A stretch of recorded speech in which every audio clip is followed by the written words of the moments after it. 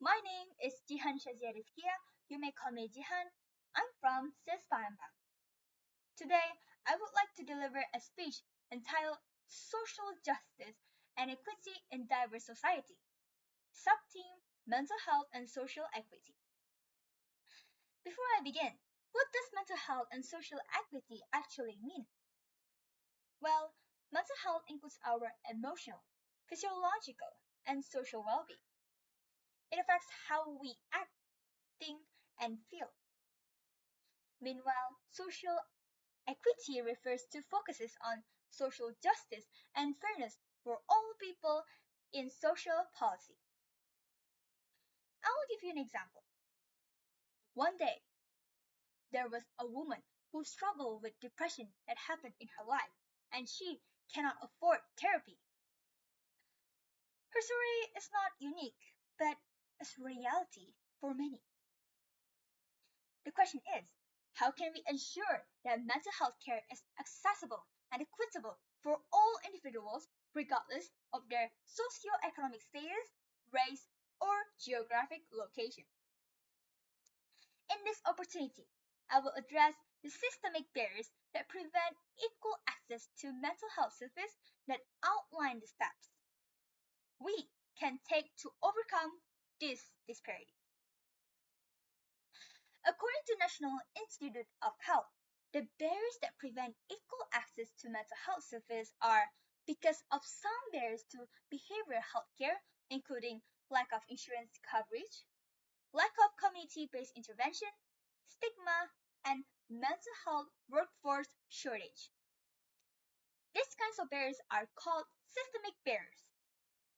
The main points about systemic barriers are, first, stigma and discrimination, which means many people, including minority communities, face stigma and discrimination. As a result, they seek help. Second is economic barriers. Economic barriers are high cost of mental health care and lack of insurance. Third, geographic barriers. People living in a rural area often have limited access to mental health professionals and facilities. The last one is cultural barriers. Cultural differences and language barriers can hinder effective communication between patients and providers, leading to misdiagnosis or inadequate treatment. Now, how about mental disorders? Mental disorders are among the leading causes of disability worldwide. The treatment gap refers to the differences in the proportion of people who have a disorder and those individuals who receive care.